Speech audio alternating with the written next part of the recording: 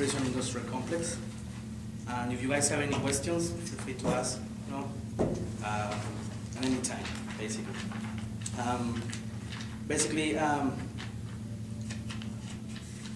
I myself am a prison abolitionist.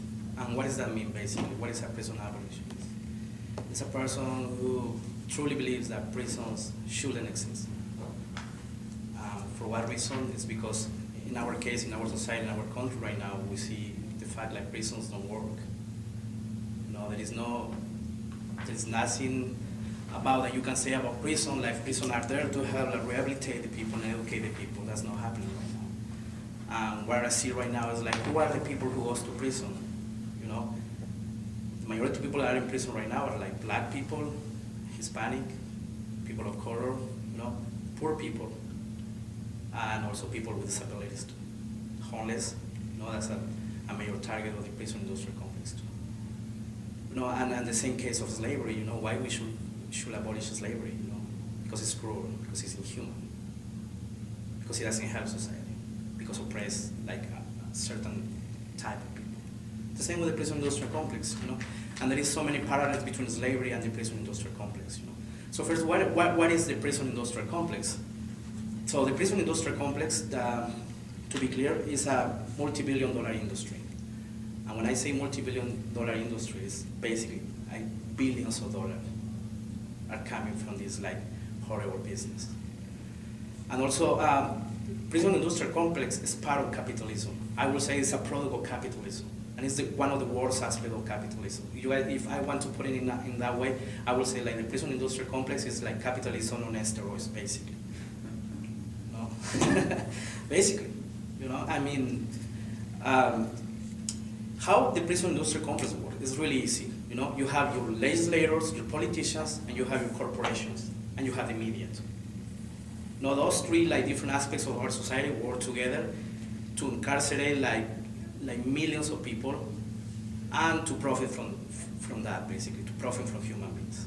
You have your politicians first, passing laws, help like putting laws in action, that is going to criminalize communities and certain type of people. Black people, people of color, the working poor, Then you have your corporations, the ones that profit from that, the ones that are running, putting the money in there, are like putting money in politicians, into their campaigns. So these politicians, when they get elected, they can return that favor, to these corporations that start passing these laws right now. So, and the media, well, the media play like a simple role in there, a simple but important role. The media is, you like turn on your TV, your new station in the radio, and most of the time you're gonna hear about like crime and how crime is horrible right now. How crime is like, is getting big and it's out of hand right now, so we need to be tough on that. We need to start like passing even more laws to like regulate that, to secure our communities, But when we say to secure our communities, what are we talking about? What kind of communities are we talking about? Are we talking about secure our communities, poor neighborhoods, secure the ghettos, secure the barrio or the reservation?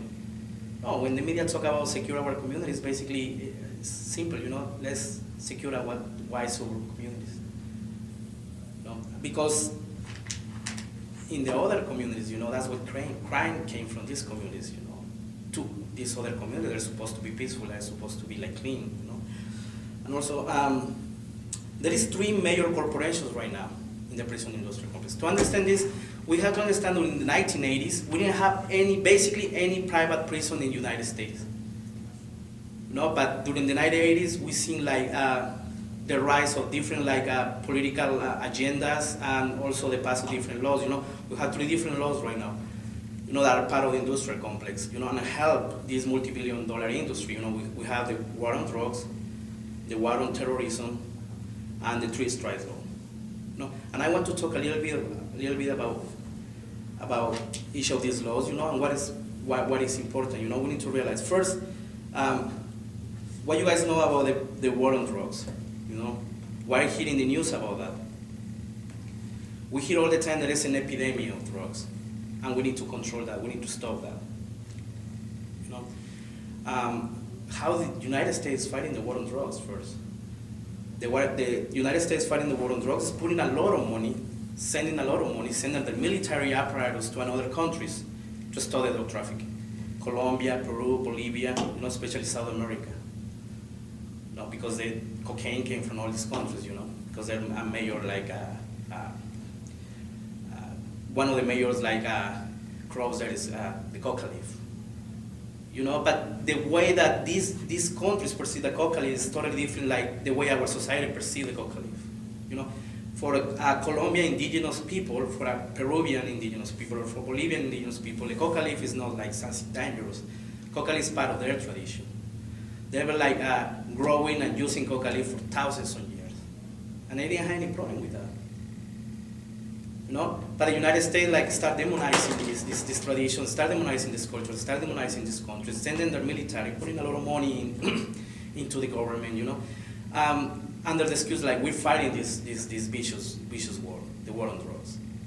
But right now what we see is happening is basically an excuse for the United States to go to another country to oppress those countries. Like Joshua say, like for example, the United States like invest a lot of money in the drugs on war, but that money is used to fight, like revolutionary forces in different countries. In Colombia, you have the FARC, in Peru you have the MRTA, and in Bolivia you have different like groups that are helping indigenous people too, So that money, instead of going into fight, to help the peasants, to help indigenous people, to improve their lives, to like helping them like maybe not like change their crops, but start like replacing like eventually with another kind of crops, because they're never gonna like eradicate their crops. It's part of their culture, Instead of doing that, that money is using basically to fight all these different revolutionary groups. And on top of that, to funding, like corrupt governments and paramilitary groups, especially in Colombia. The paramilitary groups in Colombia are one of the I would say like militia groups that benefit from that. They receive like huge amounts of dollars, millions of dollars. And with that millions of dollars, they can buy like guns.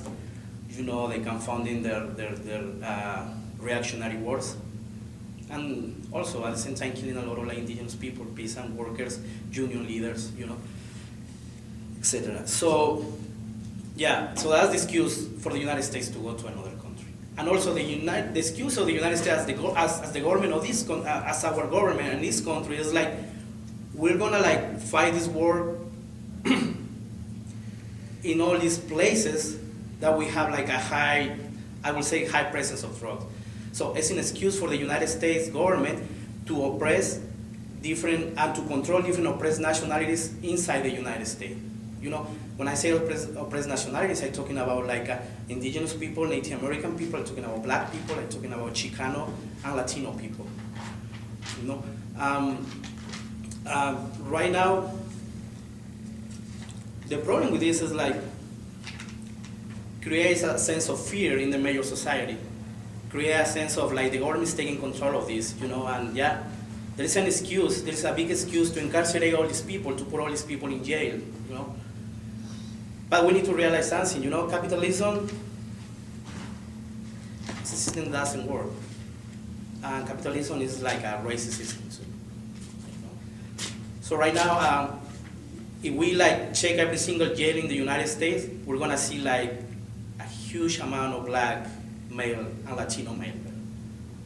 I really like this quote from and I was listening at one CD long time ago, and it was like a CD from Ice-T, and then he said something like, "Fuck, there is more black male and Latino males in prison than in college," and I was like, Ice-T, it's always like, exaggerating. See, that was years ago, But I went to the internet. I started checking all the data about that, and he was right. There is more black male and Latino male in prison than in college. For every single 5 black males, at least 1 is in prison right now.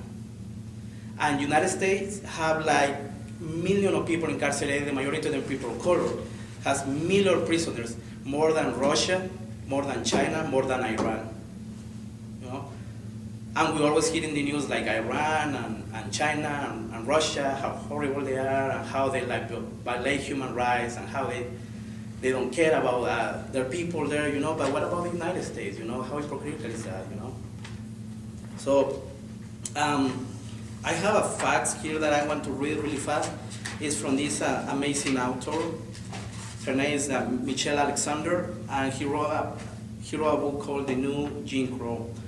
And there is facts that he put in his book, and I found them really interesting. It's going to help us understand a little bit about the war on drugs and how the war on drugs impact like different communities, especially the black community right now. So there is a few facts really fast. Say the first one is that there are more African Americans under correctional control today in prison or jail, on probation or on parole, than when they were slaves in 1850s, a decade before the Civil War began.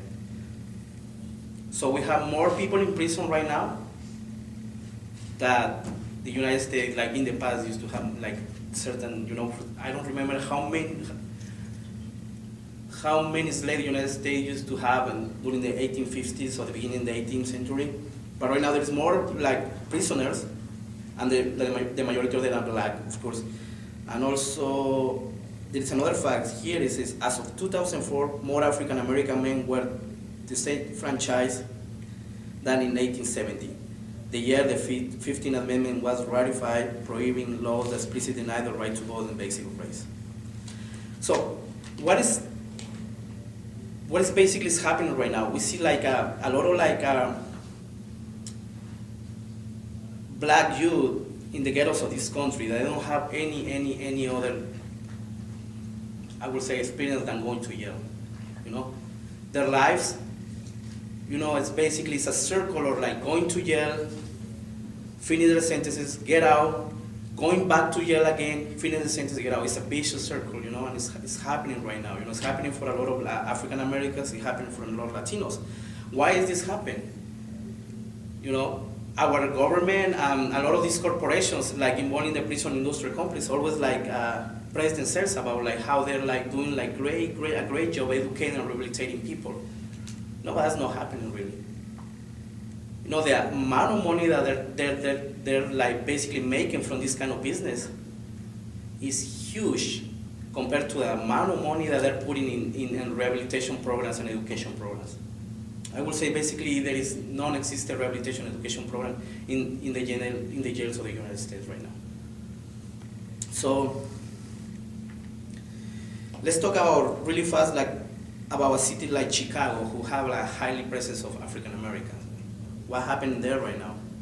You know, really fast. This guy says something really important here, saying these men are part of a growing undercaste, not class, caste. A group of people who are permanently relegated by law to an inferior second-class status. They can be denied the right to vote, they're excluded from juries, and legally discriminated against employment, housing, access to education, and public benefits, much as their grandparents and great-grandparents once were during the Jim Crow era. You know?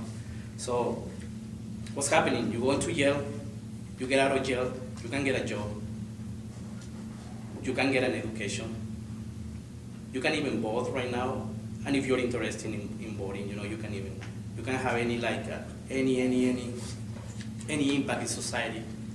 Besides being a criminal, what is your impact? Is a wrong impact according to like the standards of society.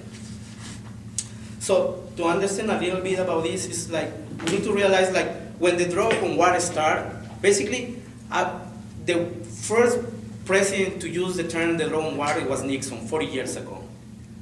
But the one to put in practice that was Ronald Reagan during the 1980s.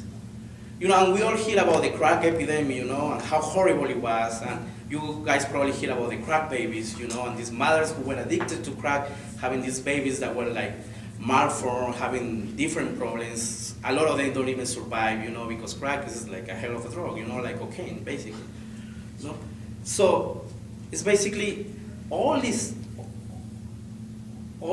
fears and all this propaganda was used by the government to pass this like a really hard law. This really hard laws, and we need to like see a little bit what is crack and what is cocaine.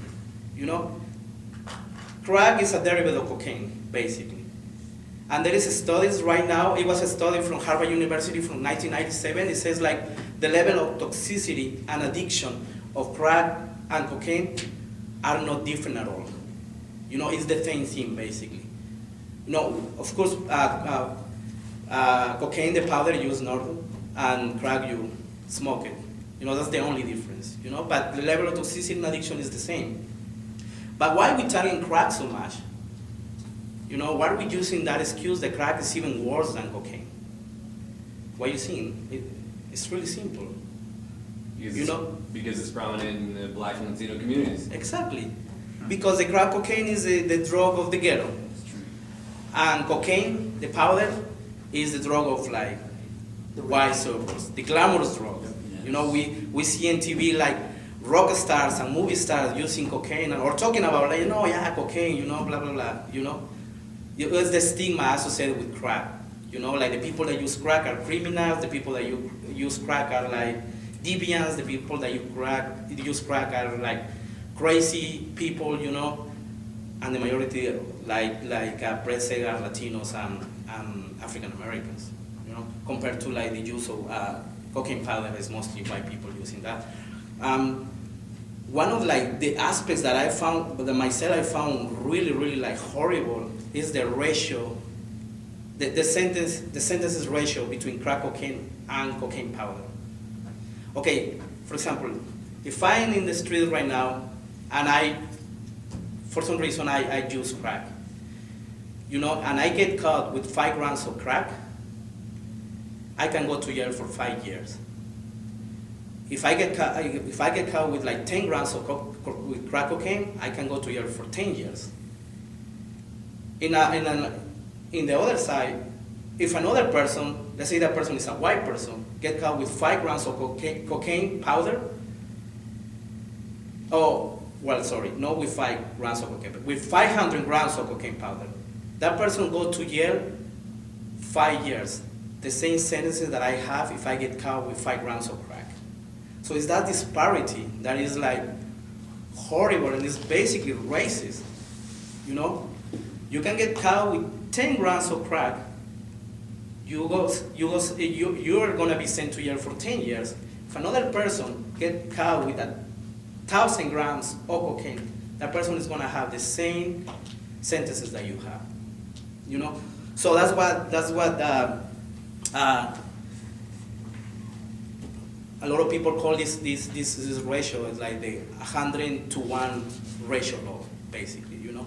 So now we can see a little bit how like the government and these laws are developed not to protect us, basically, not to make our communities more secure, not to like improve our lives. It's basically these laws are like designed to target people and to put a lot more people in detention centers, to put a lot more people in prisons, to put more people in juvenile detention centers too. So it's a really racist law. So this is about the drug on war. Now we have another law called the 3-strike law. It basically means like if you get caught with certain amount of drugs one time, you can go to jail for 5, 10, 15, 20 years, depending on like the grams of drug that you have, the grams of crack or the grams of cocaine. You get caught the second time, you basically have the same sentence again. If you get caught a third time, you can go to jail for life. That's what basically the 3-strike law means. And right now we're seeing a lot of people, especially like young people, 17, 18-year-old kids, basically with life in prison right now, just because of this. So this is the 3-strike law, and it's a really simple law. You commit one crime, we'll give you like the maximum punishment. The second time you get the same punishment. Third time you go to jail for like more than 50 years or life in prison, depending on the state. California is one of the states like enforces this law, like life in prison for the 3-strike, basically. Now we have another one called the war on terrorism, you know? And like Joshua was talking about, you know, it's an excuse to like incarcerate and put in prisons, yeah, political activists, you know?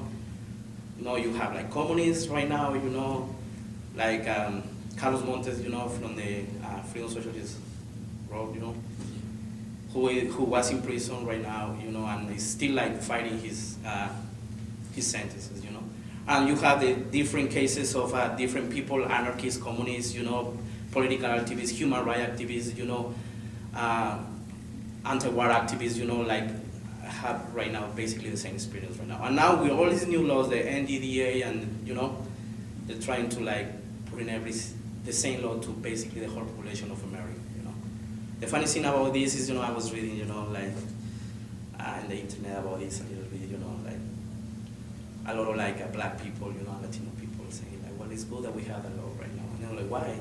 Because right now white people can feel how we feel, you know, during all these years, basically, you know. So it's interesting. But yeah, so to understand a little bit about the prison industrial complex, we need to talk a little bit about three major, like, I would say, components of the prison industrial complex. I say four, sorry. First, we have ALEC.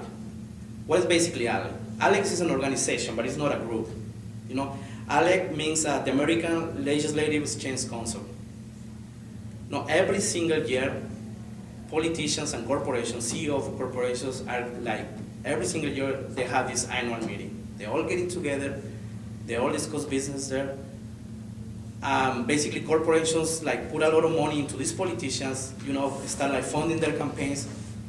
So basically what these politicians have to do after that, going to the different states, you know, these legislators go to their states, you know, start like passing all this law, you know, really tough laws on crime, you know, really hard laws, you know, like targeting different communities in their own states, you know, targeting different people.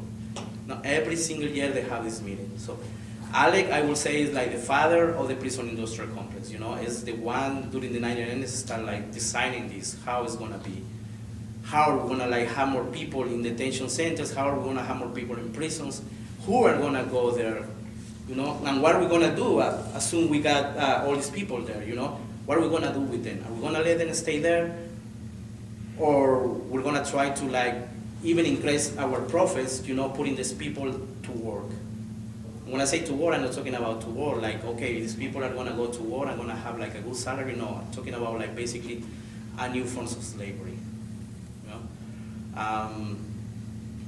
You can go to jail, and you're basically forced to work for like a slave wage, 20 cents an hour, $1 a day in some prisons, you know. And the liberal excuse is like, well, these people need to pay their debt to society, you know. Since that people is already there, well, let's put them to work. Let's make them work. You know, but like in reality, society is benefiting from that. You know, are we seeing improvement in our society? Are we seeing improvement in our like social programs? Are we seeing improvement in education, in healthcare? We don't see anything like that. You know, basically that money that doesn't go to society. That money goes to the pockets of the CEOs and the people that are running these corporations, basically. You know? So we have like ALEC, an annual meeting between corporations and politicians. Then we have three different corporations. The first one is called CCA, Correction Corporation of America. Then we have another one called the GEO Group. And then we have another one called the NTC, the Management Training Corporation. And that's the one that we have here in Utah, in Clearfield, Utah. You know? The headquarters of the NTC are here in Utah.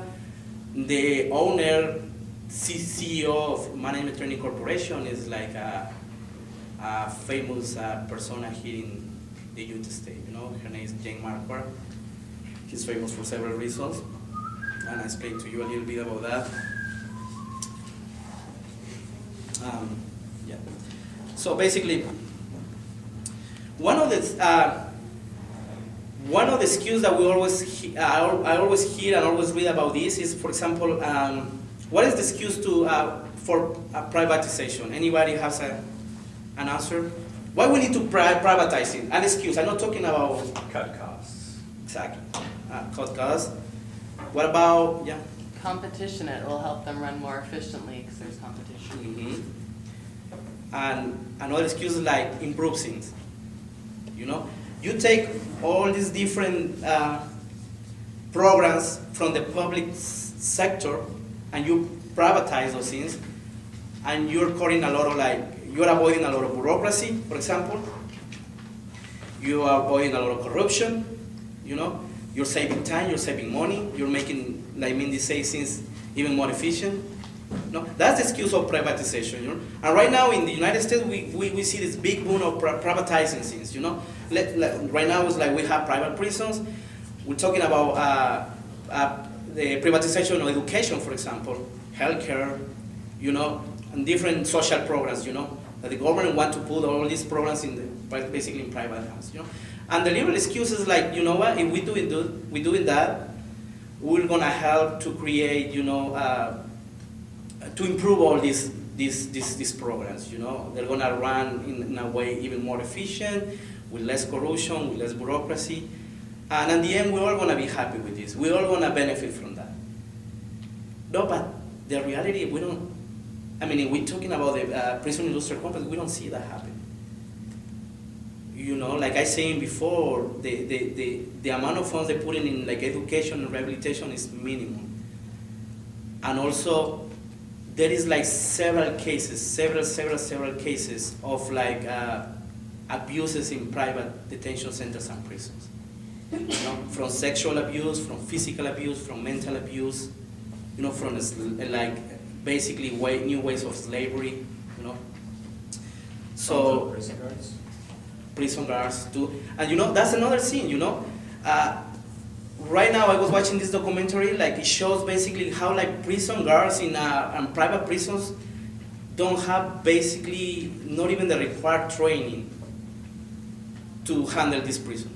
They don't even know how to behave. They don't even know how to act. They don't even know how to approach to them. They don't have any training. You know, they're basically hiding every single one. I mean, you right now. Let me tell you this: if you are like a soldier right now, you go to fight in Iraq. You know, you come back from Iraq after a 1-year tour. You know, with your brains all messed up. You know, with a lot of problems, with post-traumatic stress disorder. You know, go to any of these corporations and ask for a job, and they're gonna give you immediately. You know, you're gonna get a job as a prison guard immediately. You know, and that's the scary part of that. You know, you have all these ex-soldiers, you know, having a lot of like mental issues right now. You know, coming from like a war zone with a lot of bad experience, really, really horrible experience. You know, putting into all these detention centers as guards or prisoners. You know, what are they gonna do? Basically, they're gonna like make their lives a hell. You know, they're gonna be abusive as you can imagine, basically. You know. That's another issue too, you know. I mean, if they're like making things even better, if they're like privatization makes things better and privatizations like help the prisoners, you know, what are they doing with these guards? You know, how are they doing? Are they having a psychological like test, you know, to see that they're up to that kind of job? If they're kind of like really like basically behaving in the way that we expect from a guard, basically. You know, what we expect from a guard, I guess we don't expect a nice person, but at least we expect a fair person, right? A person that like at least can have the minimum of decency to like, you know, treat these other people as a human beings, basically. And that's something that we're not seeing happening right now. So last year, these three corporations, you know, the NTC, the CCA, and the Geo Group, their revenues for last year, it was $5 billion. So we see it's like a lot of money involved there. And every single CEO of all these corporations pay almost $3 million to themselves. You know, $3 million, you know, right now in this, in the kind of economy that we're like facing right now, $3 million is a lot of money, you know. I mean, that's a crime. It's totally a crime, and that's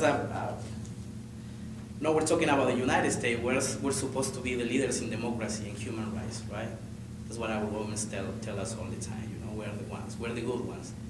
We're fighting Iran because they're the bad ones, you know.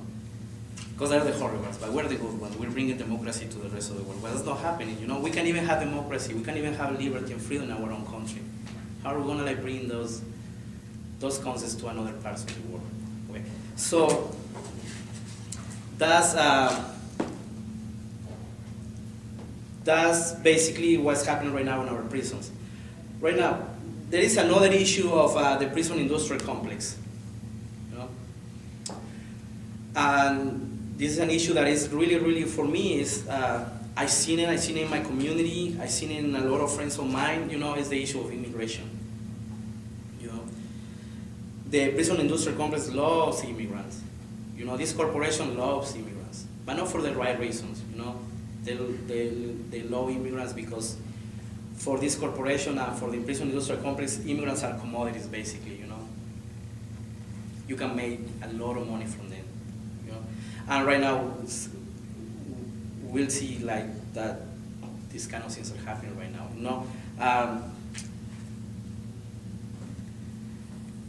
I would say 20 years ago or 30 years ago, can somebody tell me how was the immigrant 20 and 30 years ago? What was basically the immigrant of 20 or 30 years ago in the United States? Cubans? We'll say that. Let's put it this way. 20, 30 years ago, the face of the immigrant, it was the Latino male, mostly. No, because we have the immigrants from different parts of the world. But let's talk about the biggest population of immigrants. It was the Latino male. Coming from Mexico, or coming from South America and Central America, you know, a lot of them like crossing the border, you know, to came here in the United States. These guys work for 6-7 months, make like a decent amount of money, go back to their countries, you know, help their families, build their houses, open a small business, whatever. And when they don't have any more money, they come back again, and the same circle, you know.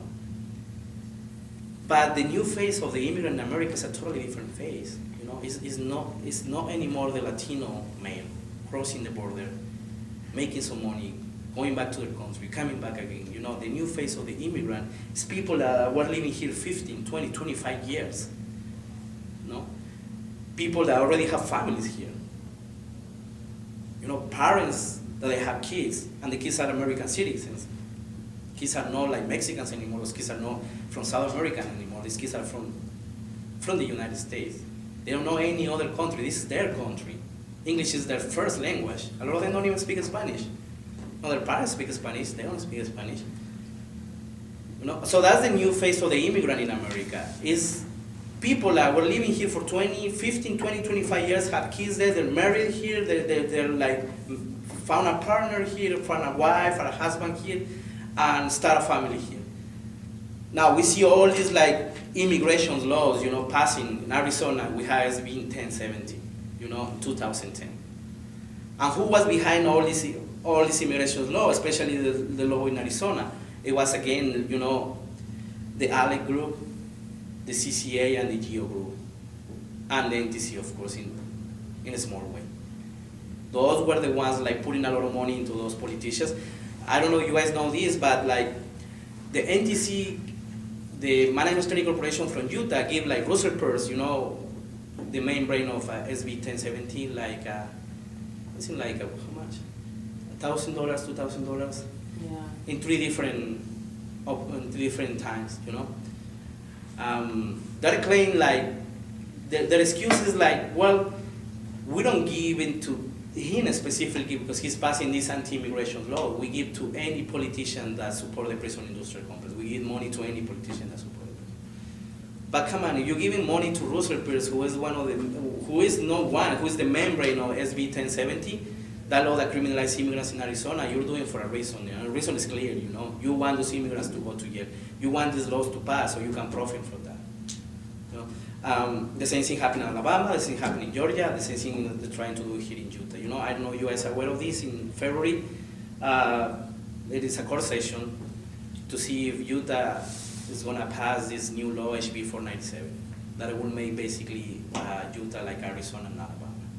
Their claim is not to be that hard, but we never know. You know, so now we see all these corporations investing really hard into all these like anti-immigrant laws and in detention centers. Basically, CCA was the ones who say, or Alex was the one who say like basically the immigration is gonna be like the bigger like businesses for the next decade. So there is a lot of money in immigration. There is a lot of money from immigrants. So we need to do that. We're gonna do that.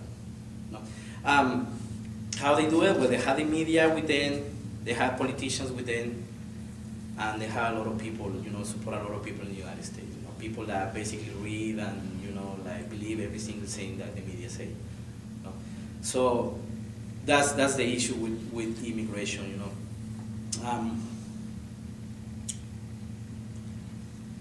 The sad part of all this, is like for prisoners.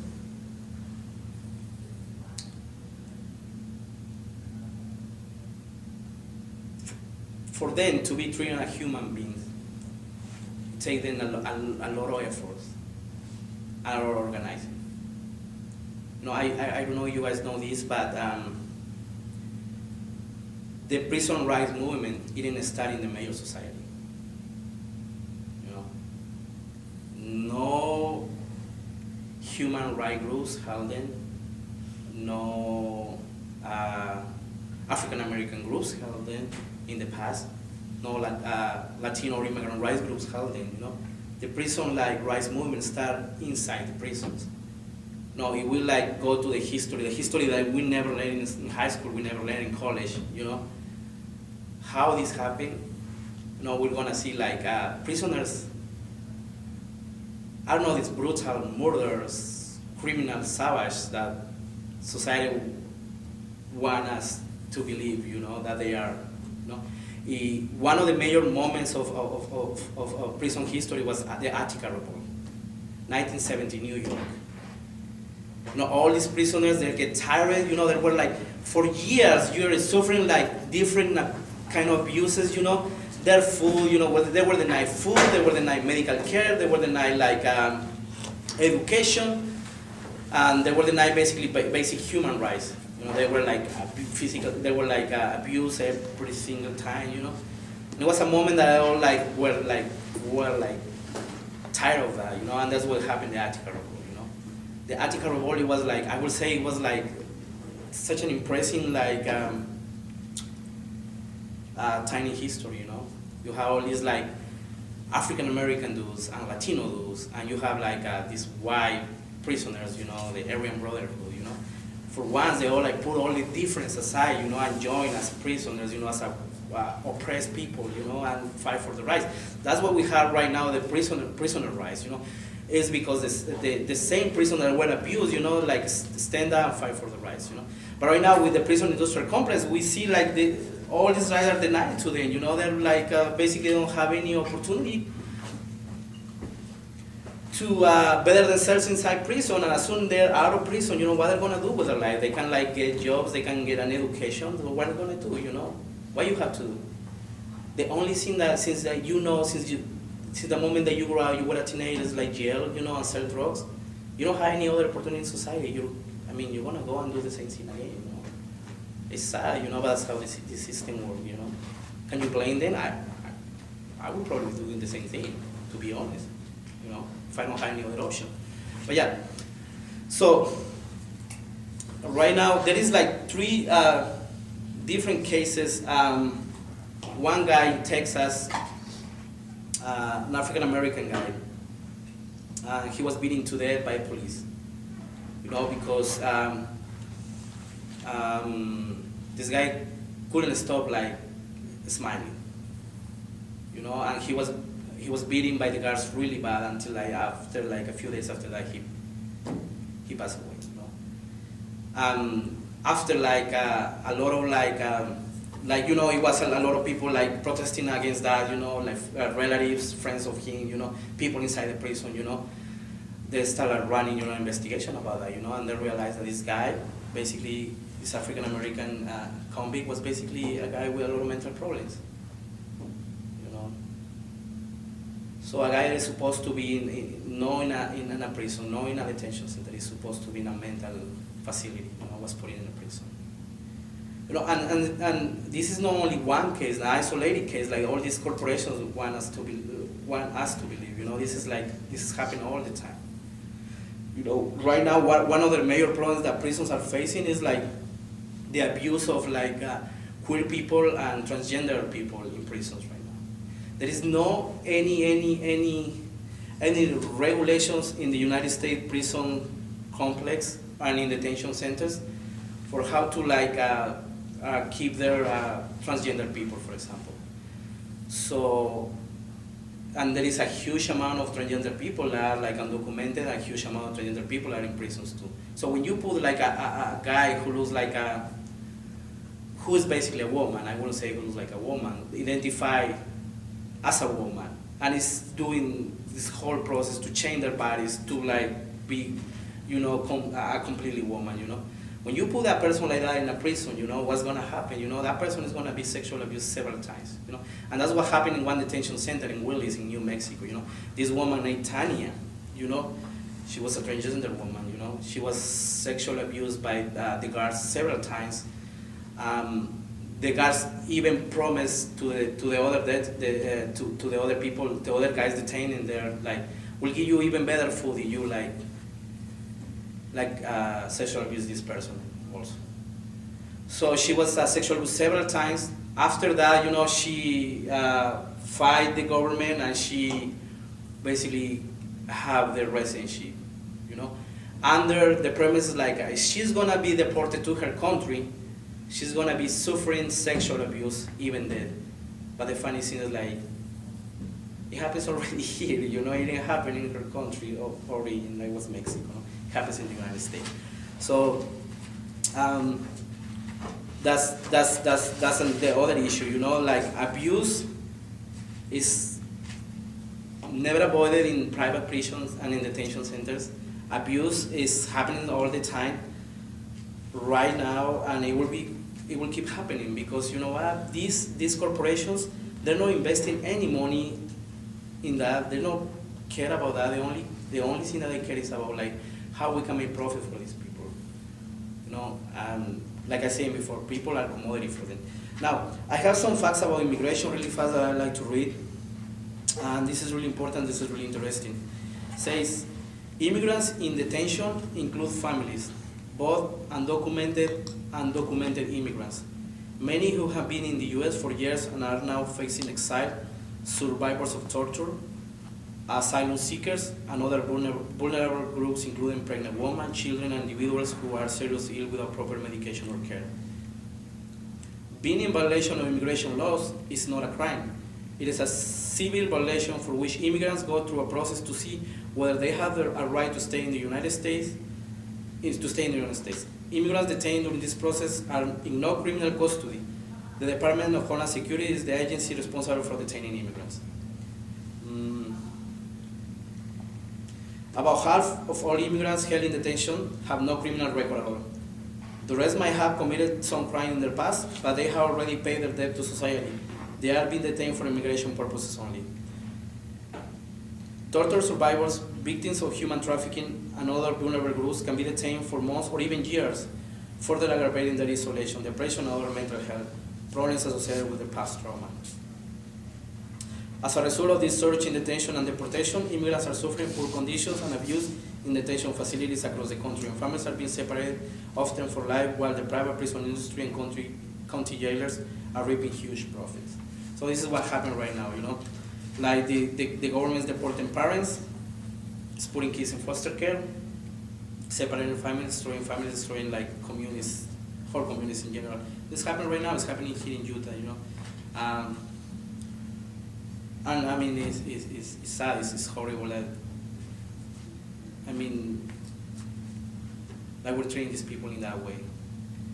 They don't have any right to a legal defense. If you're an immigrant and you get detained, you go to a detention center, you can have a lawyer. If you want to fight your case, you have to do it yourself. How are you gonna do it yourself? How are you gonna fight against this monstrous machine?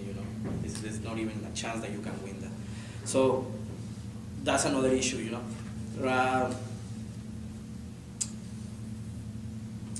We have like 2 meetings. I would say like a couple of weeks ago.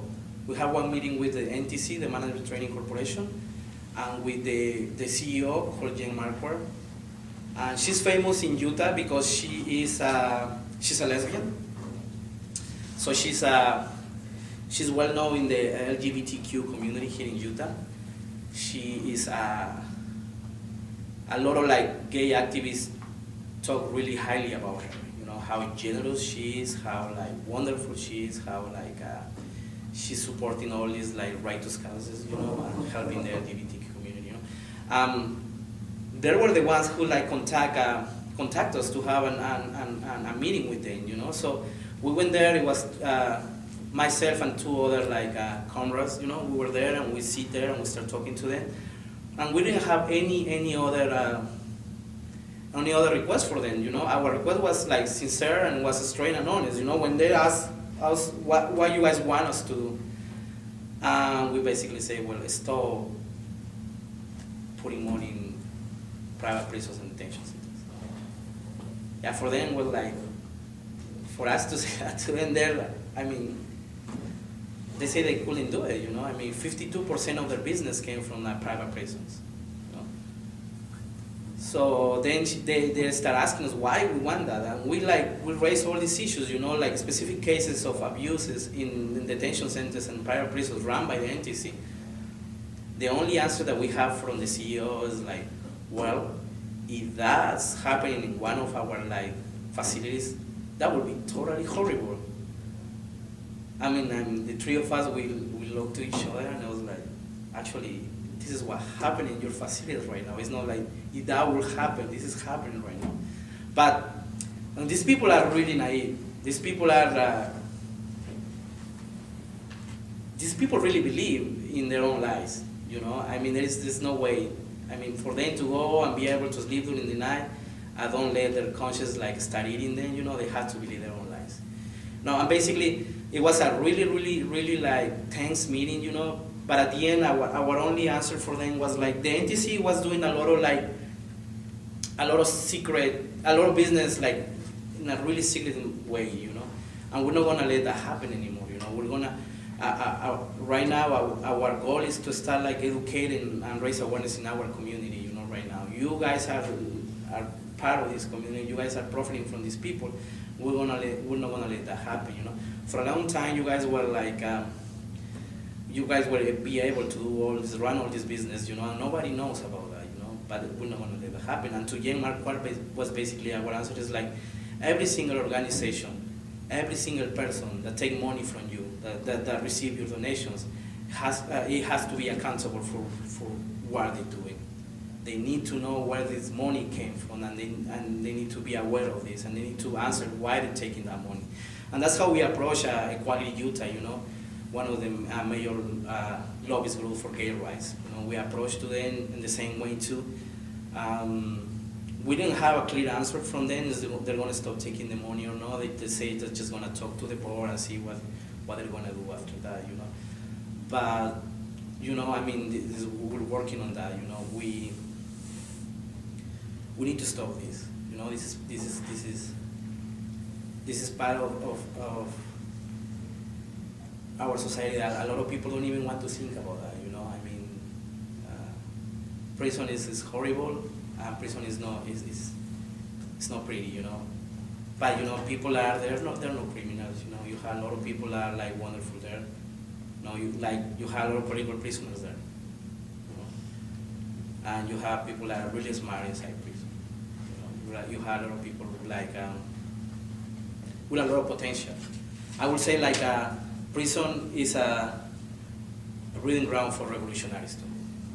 You know, like prison is a place when a lot of revolutionaries get educated, and a lot of like let's say like your normal kid, your average person can become like a revolutionary, can become an activist, can become like a really powerful person. You know, see through the time, we see the Panthers, educating themselves in the prison. We see Malcolm X educating himself in prison. So we see the people of Attica. So what we can do to stop the prison industrial complex, because this is a monstrosity, what we can do. First, I will say like, one of the best things that we need to do is divest.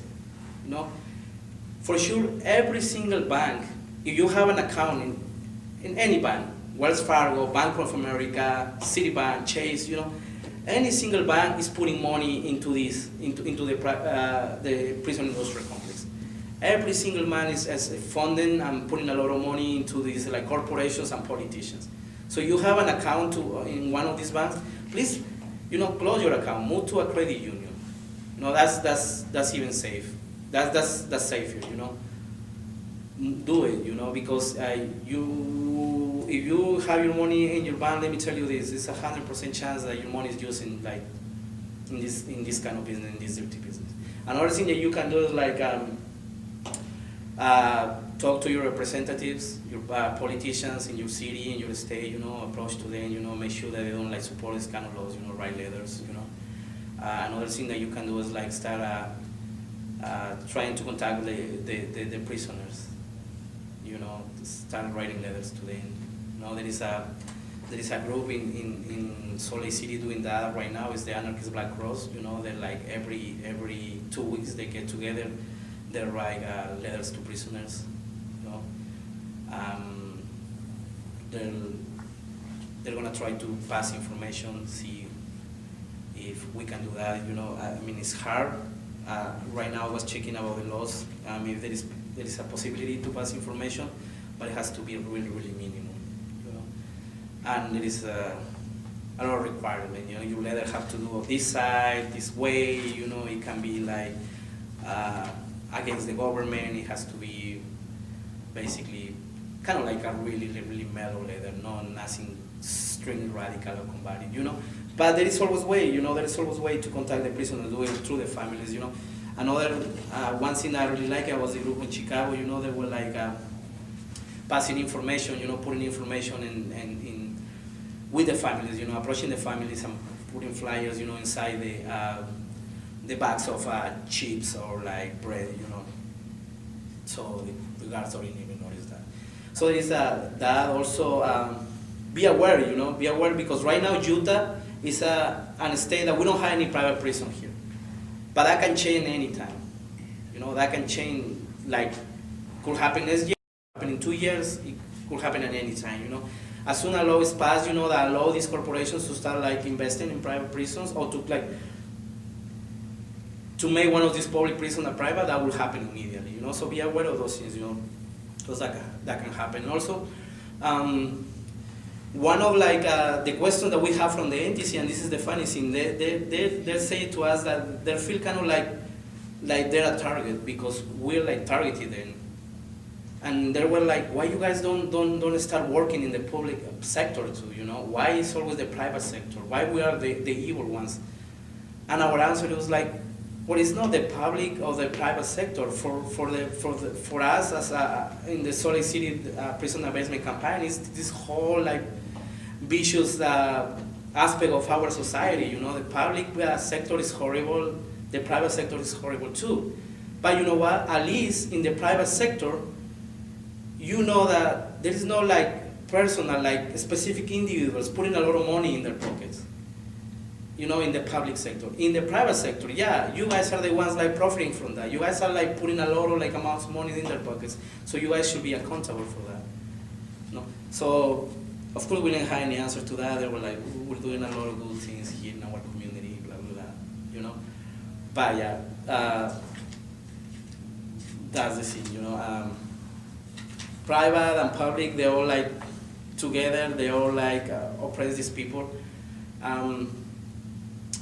I will say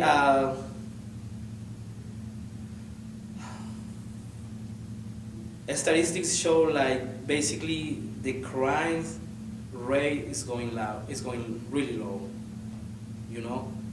but statistics always show like the number of people in prison is getting even higher, So why does happen?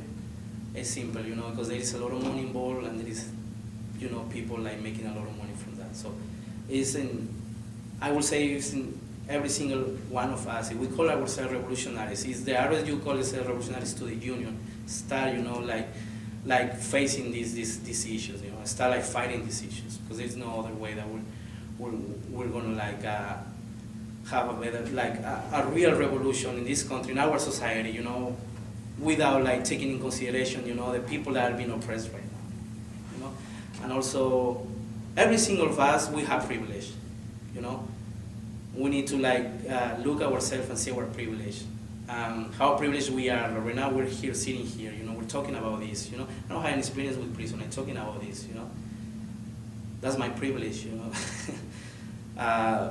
but we have privilege, and we need to use those privilege to like be the voices of the one that can speak for themselves right now. So I mean, there is always a lot of things that like you guys can do. Like we should educate ourselves more about this. We should educate ourselves more about laws and different like programs right now that are putting in motion.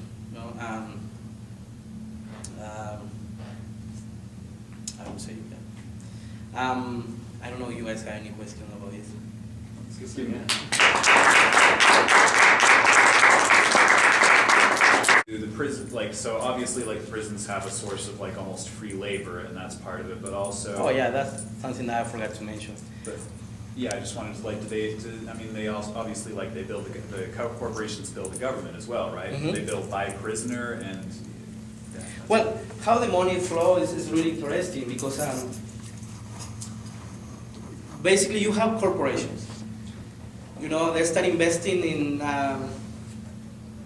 approaching different business. It can be like, yes? Sorry, maybe, how do they make money? How they make money. Yeah, is it Okay. is it like cattle? Like, hey, I have 20 people, each of them's worth $100 a month. Exactly. Okay. One person, right now, for every single immigrant that gets detained, these corporations have like made like $200. Who pays them? The government. They get contracts. Your taxes.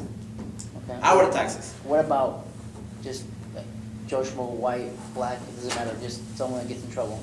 Is it the same amount of money? Same amount of money, yeah. Well, for every single immigrant, the contract right now is $200. For every single prisoner, it's $40. So who pays for that? These corporations get the contract from the government. Government pays for that. Our taxes pay for that. And that's like that's the level of criminality of that.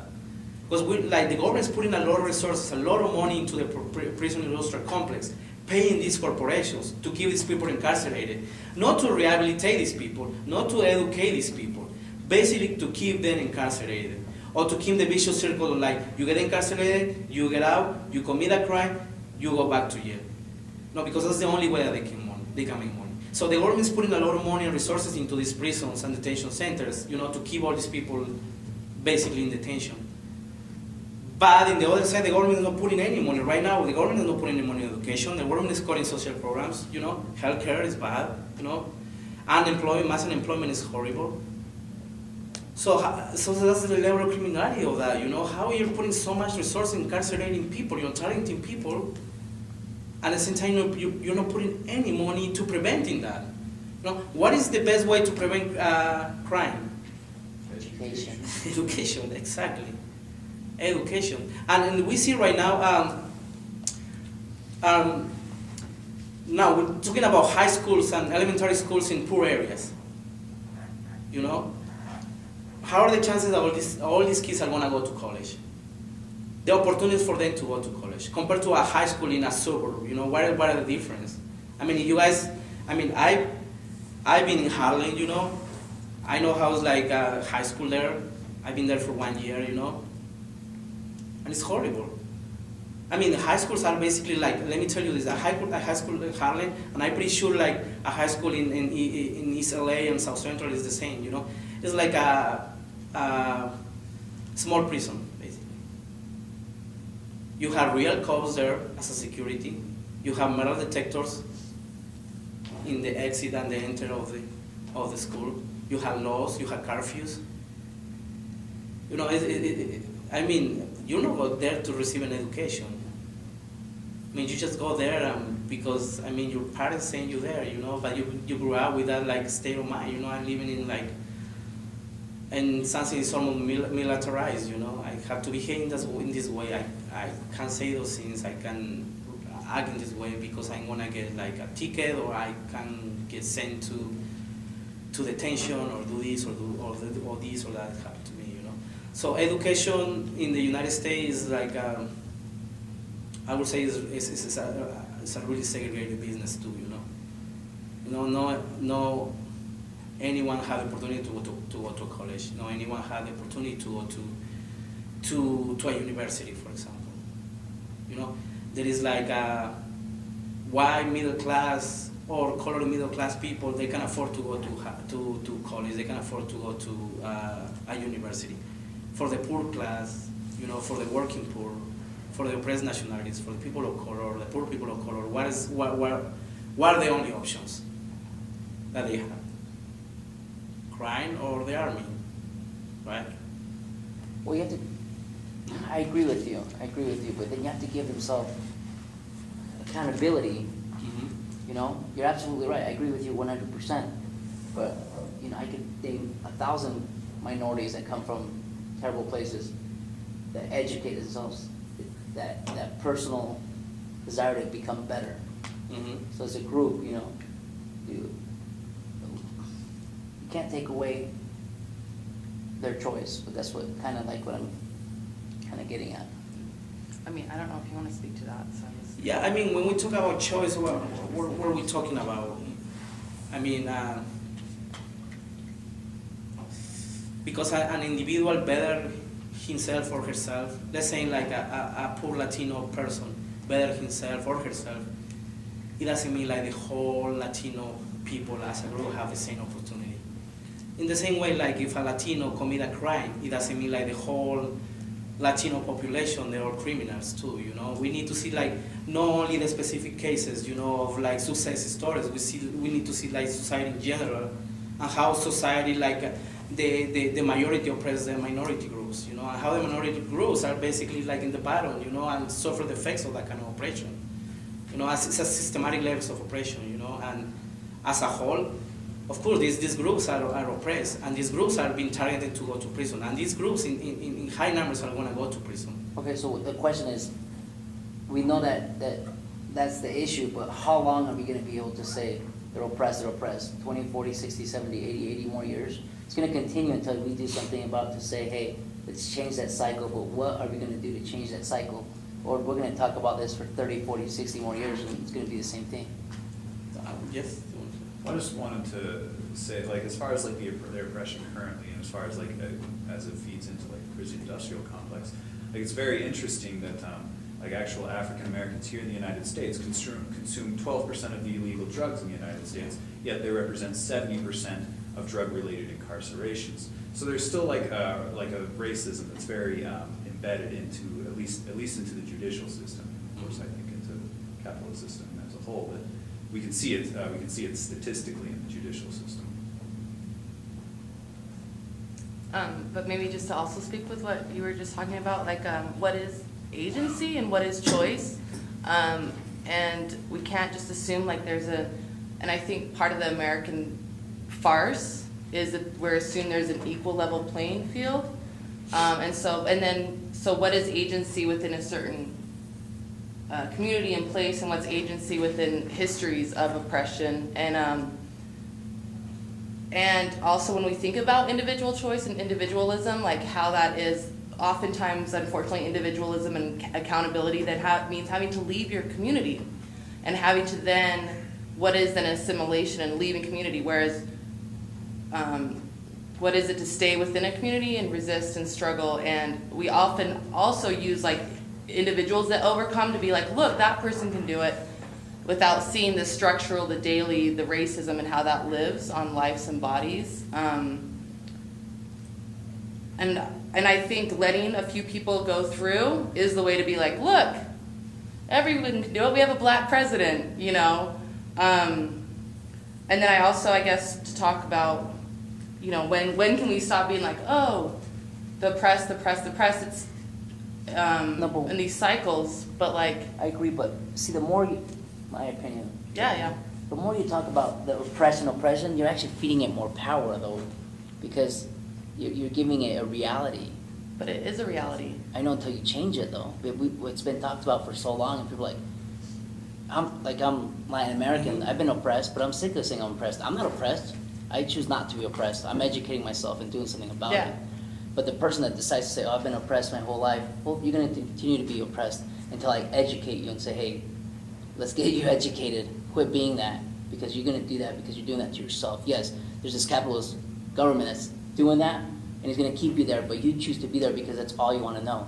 Because it's like, damn, I'm oppressed. Does that make sense? Yeah, that makes sense, but I think that makes sense within a capitalist framework where capitalism sells this individualized notion to us where, yeah, if you try really hard, then you can make it, you know, that's the American dream. But I think at least maybe what Victor is saying, is that this is what I'm getting from it, is that this is happening on an institutional level. And it happens with the total sum of social conditions that we immerse ourselves in, on the legislative system, on the economic system, and on a social and cultural system. And it should be fighted on all fronts. I mean, I support this sort of liberal helping an individual rise up. That's very nice, you know, but... I would say like, I wouldn't wanna- I would say like, and this is, I mean, this is coming from my own background and my own political talk. I would say like, to end oppression, that's never gonna happen until like we end this capitalist system, to start, right? Yeah, we can have like individual stories of success, you know, people are rising for like backgrounds of poverty or oppression and became a success person. But as an oppressed nationalities, as a group of people, you know, I'm talking about Native Americans, blacks, Latinos, you know, that's never gonna happen. This is a racist system, and this system is never gonna change, you know, since the beginning. So the only way to like to end oppression, it will be the end of this capitalist system, because if not, it's the same thing, you know. And that's the thing. See, you go and back in history, you know, and see the history of the Black Liberation Movement, you know, during the 70s, you know, and 60s and 70s, you know, you have all these like black people getting together, organizing, you know, fighting the system in any way possible, you know. You have like Martin Luther King, you have the after Malcolm X, you have the Panthers and the Black Liberation Army, you have all this group, you know, fighting really hard against the system, you know. But what happened, what the system did it to them, you know, what the system did it to the black communities, you know. The whole thing, I don't believe in conspiracy theories, you know, but I believe like the crack epidemic and all the drug problems that the black community is facing right now is a product of the government, you know, putting a lot of resources, putting a lot of drugs in the black community, putting a lot of drugs and resources in the black ghetto, you know, to criminalize these people, to destroy their organizations, to destroy the level of self-awareness, the level of conscience on being proud, on being like, being proud to be in that way, you know, in a good way, of course, you know, being black and being proud, you know. So what happened, you know, you have the 60s and 70s as the boom of the Black Liberation Movement, you know, they're all getting organized and they're protesting and fighting the system, you know, but then you see like a huge repression from the government, you know, and the government agencies, you know, like incarcerating them, killing them, you know, basically murdering them. After that, we see like the level of the rising of the drug problems in the black communities, you know, and they don't have any leaders, they don't have any political organization anymore because the government destroy and oppress all the political organizations they have and kill the leaders, incarcerate the leaders. We see the rise of the gangs, you know, we see the Crips, we see the Bloods, the same thing with Latinos, you know. Yeah. So to end oppression, I mean, to be honest, to liberate people, you know, people of color, oppressed nationalities, and to end oppression, it's not going to happen inside the system. That's never going to happen. You know, the system reproduces itself all the time. Itself. You know, it's going to keep continuing oppressing people. The only way to do that, to end that, is the end of capitalism. You know, that's as a revolutionaries will like. Correct, but you can't end capitalism unless you educate the public, the masses. Exactly. No, exactly. No, You'll that's it'll true. never. They don't have the education to even comprehend. Yeah. You ask someone that, to an oppressed person, communism, socialism will be the best thing in the world. When you explain it to them, they think it's the worst thing in the world. Why? Because they lack the education to understand it. Exactly. Well, and I guess if I could like just speak, I completely agree with you when you were saying, you know, to be like, oh, I'm oppressed, and because that's, and so then what do you do with that? And like to educate about how oppression operates, I think is different than just saying, oh, I'm oppressed. Because the larger system wants how each of us are victimized or oppressed is different, but the larger system wants you to be, like you're saying, just to give up and say, oh, we're oppressed, and when do we stop saying that? So I think there's that, but then there's a difference to understand and think how oppression operates and how it operates structurally and systemically, and how, like Victor's talking about it, and then also how it operates, like you were talking about how we internalize it and how to get that off. But then for me, and like they're talking about too, like outside the system and shaking up, you can like group together as resistance and fight for like self-determination, or you can do it like the individual, like, oh, I'm gonna get up, and then to me that's like a reversal of roles, like, oh, I can get an education, I can get a nice car, I can get a nice house, because then that's like an individual assimilation just to be like what the white man with property can do. So it's not like shaking the larger structures, and then it's always gonna be, because that's how we think of equal rights now, is if you have money. And that was kind of a longer tangent, but. Yeah. Like as revolutionaries, we don't want to maintain like a victimized mindset. Yeah. We want to educate about like how things do oppress, and educate so that people can stop being victims. I mean, both in their minds and in reality. Mm-hmm. And also, one history of success, it doesn't embrace a whole nationality of a whole group of people. You know, I mean, you say you're Native American, right? No? Okay. Well, I hear you say that. Okay, in my case, I'm Latino. I could be success if I decided. You know, I could have a nice house, a nice car, and claim I'm not oppressed. But what does that mean to the rest of my Latino people like me, that are immigrants like me? I mean, it means like they're not oppressed too, or they need to look up to me as a story of success, so they can like achieve the same thing. No, I don't want like, as a revolutionary, I don't want like individual stories of success. You know, I want like whole communities, oppressed nationalities, group of people that can arise and fight for their own liberation and stop their own oppression. That's the goal. You know, is it going to happen in capitalism? No, that's why capitalism needs to be destroyed completely. No, that's the only way. Any other question? Talking about the flow of money really fast. Yeah, that's how basically we pay these corporations with our taxes. The government uses our taxes, public money, to pay these corporations, and they make a lot of money. What they doing also inside the prisons? You know, you have a prisoner, you put him to work. You know, you pay them like a minimum wage, 20 cents an hour, $1 an hour if you are like generous. You know, and you make them work. You know, as another way of slavery. Let's see what happened right now in Alabama.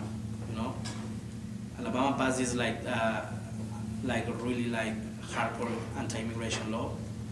The fields are completely empty right now. The farms, you know, you don't hire the immigrants to work for them. You know, you don't hire any immigrants. All the immigrants are scared. They're like going to another state, so they're hiding basically. It's happening in Alabama right now. And it was funny because he was in an anti-immigration meeting that, like a month ago, like 3 weeks ago in Salt Lake City, and it's like this guy like protesting and saying like, Americans, we used to work in farms before, we can do it again, blah blah blah, we can do it. We don't need these immigrants, you know. And then and I raised my hands, and I was with 3 other guys with me, you know. Mindy was there and 2 other friends, you know. And we were like, I raised my hand and said like, the question is not like Americans cannot do that. The question is Americans want to do that. And I asked my friends, you guys want to work in a farm? They all say no. Do you want to work in a farm? Honestly, no. No one really wants to do that.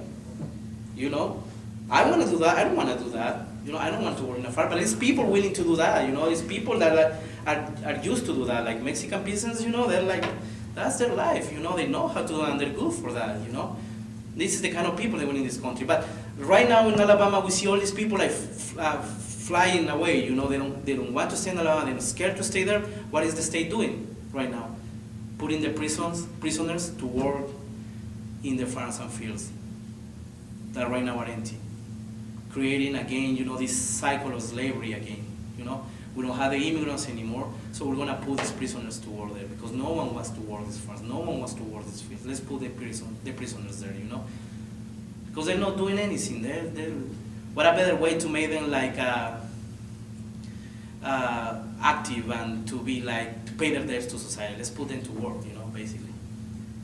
I was wondering if, you kind of touched on this a little bit earlier when you were talking about like the anti-immigrant legislation and the money behind it being money from private prisons. But is there also an element of kind of the revolving door that you also see in the prison industrial complex where people who, you know, work for the corporations that are getting the military contracts are then also going into government positions or, you know, retiring out of government positions or military positions, going over to these you know, contractors, like the revolving door between the private and the public sector. Is there an element to that going here too?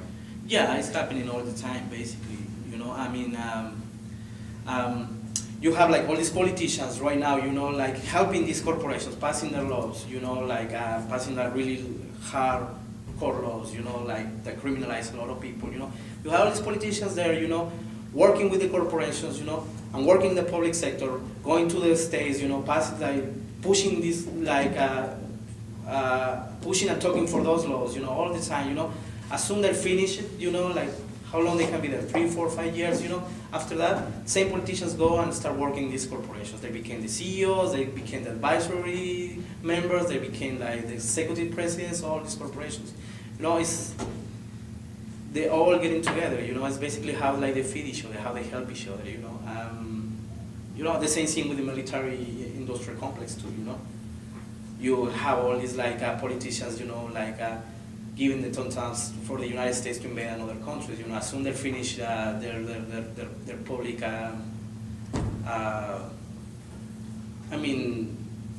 their public, let's say representation, you know, they go and start working for these military companies, you know, like make the armaments, you know, provide every single thing that soldiers need in different countries, you know, in Afghanistan, you know, so it was like that.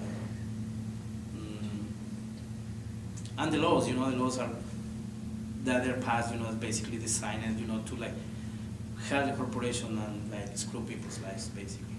You know, you have and one of the, and this is one of like let's see how these laws work and how the system work and how the system like how like the prison industrial complex or the military industrial complex. You know, right now, for example, we have like a huge debate, you know, and a lot of people in the left, you know, with the Dream Act, you know, for example. That's like a really cool example. Whatever your position about the Dream Act, you know, I will say first, you have to realize if you're an American citizen, you have to realize that you have the privilege to talk about that first, you know? Because if you were in their situation, you would probably like, basically, I would say 100% in favor of the Dream Act. Because it's gonna better your life. It's gonna give you an opportunity. But we need to be really careful too. Because there is some sections in the Dream Act right now that are really reactionary too, you know, and we need to realize that, you know. One of them, it says like, if every single kid at least have to serve in the military, you know. If the Dream Act passed, are gonna make all these kids soldiers of the United States.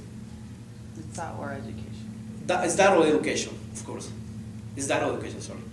No, so you can choose going to a college, you know, you have to pay for all your education, or you can go to the military if you don't have the money. You are poor. You are a bad dreamer. That's what I was reading the other day. You're a bad dreamer, you go and serve the military because you don't have good grades, because you don't have like good money, you don't have like no money, so you go into the military.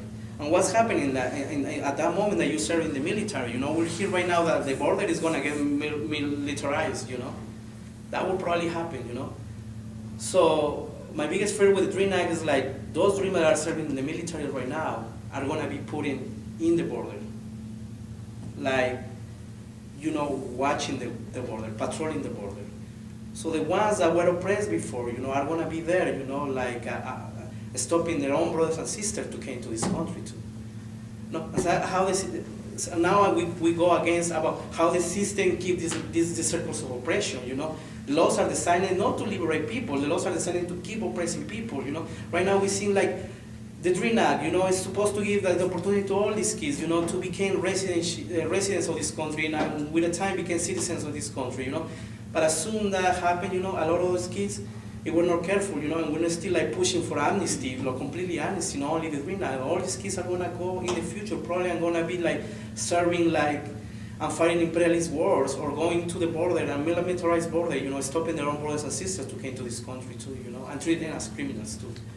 No, that's how the system is designed, you know, that level of oppression, racism, institutional racism is always a vicious circle, you know, it's never going to stop, you know. This is, like I said at the beginning, this is capitalism on steroids, you know. Basically the worst part of capitalism. I mean, capitalism is bad anyways, you know, but this is like the dark side of capitalism, you know. Basically. So, yeah. So do you think the DREAM Act will pacify people who are fighting for the long-term goal of amnesty, or do you think that's even like a long-term goal?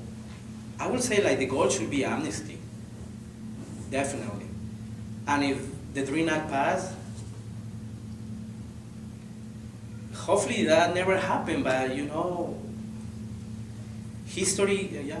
No, History, or I mean, if you go back to history, like when a group of people get a little bit of benefit, you know, kind of like stay there, you know, don't still like fighting for even better things, you Yeah. know, and hopefully that never happened, you know. That's what I mean by pacify. Like, Pacify, yeah, you know, calm the people. Yeah, that will probably happen, but we need to realize these kids, they're gonna, if the DREAM Act pass, these kids, they're gonna become residents and with the time citizens, but we need to keep in mind like their own like oldest brothers and sisters, their parents are gonna be they're gonna be undocumented no matter what. So for me to say they're gonna pacify those kids, I don't know, hope no, but I have a lot of hope that they, even if the DREAM Act pass, they keep like fighting for even more like radicals laws that help every single undocumented immigrant in this country, like an amnesty, you know. Because in their cases, you have to realize that their families are divided, you know. I mean, like and I would say like every single immigrant family in this country, like my own family, you know. Half of my family there are citizens, and half of my family are undocumented.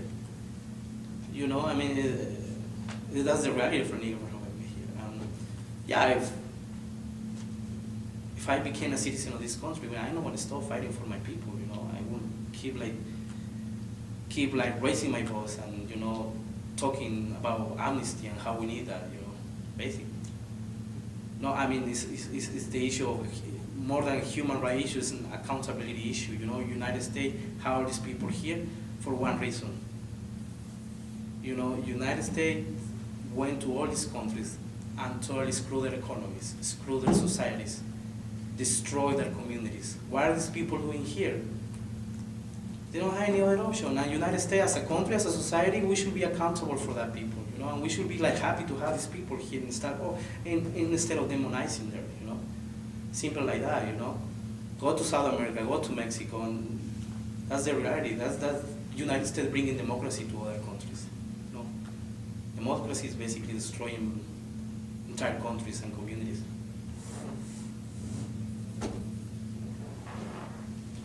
Well, any more questions?